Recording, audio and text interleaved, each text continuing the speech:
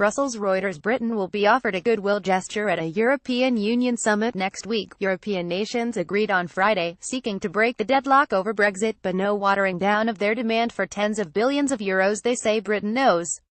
British Prime Minister Theresa May also indicated she might make a move at next week's summit.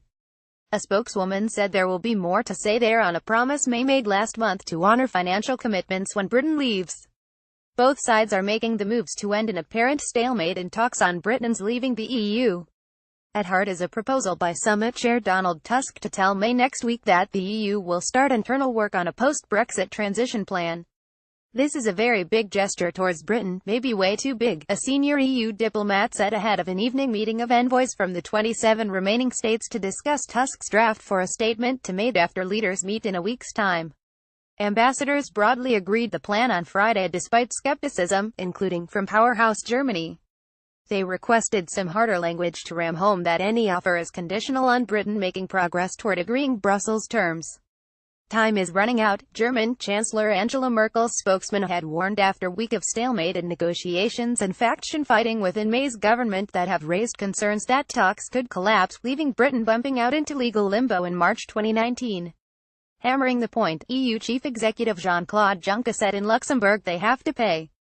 They have to pay. Underscoring tensions, British Finance Minister Philip Hammond referred to the EU as the enemy at one point but then apologised. His remark came as he defended himself against accusations from hardline Brexit supporters who say he is soft on Brussels. Businesses planning investment decisions are calling for a clear idea by the new year of how the split and subsequent years of transition to a new trade relationship will function. Otherwise, some firms say, they may assume a disruptive hard Brexit and move some operations to continental Europe. Search and rescue mission. A demonstrator rides through Trafalgar Square in London, Britain, September 13, 2017. Reuters. Anna McKay. As the process approaches the halfway stage between last June's referendum vote for Brexit and Britain's departure on March 30, 2019, tensions are building not just between the two negotiating sides but also within the bloc of 27. While hardliners would prefer less or no talk of a future after Brexit and more about demanding money, others are keen to give May, beleaguered at home, something to show for the effort to compromise she displayed in a speech at Florence last month.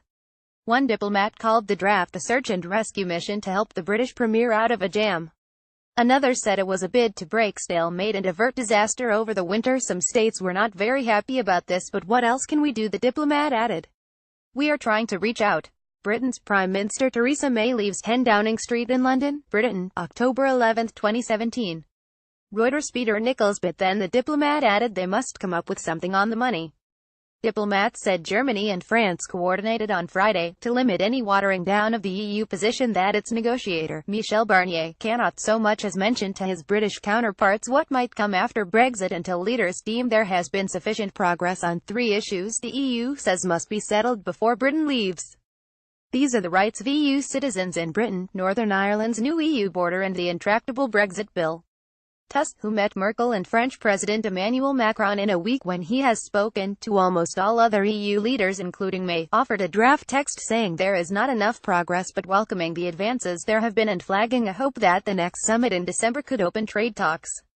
In its strongest conclusion, it proposes that Barnier start working out internally without negotiating with London what will happen after Brexit. Barnier himself has sought flexibility to break the deadlock, diplomats say. If this is the concession May needs to be able to make a move on financial settlement, let's try it, said a diplomat from one of Britain's close EU trading partners. She is so weak at the moment she can do nothing. And we need the money. Despite protestations of unity, some diplomats detect nuance in approaches to the prospect of talks collapsing, with those countries with most to lose from trade barriers with Britain most keen to avert a meltdown. Essentially that means its near neighbours like the Nordic states, the Netherlands and Ireland. Additional reporting by Andreas Reinke and Noah Barkin in Berlin, Peter Moss-Hagen in Brussels and Paul Sandel in London. Editing by Alistair MacDonald and Jeremy Gaunt.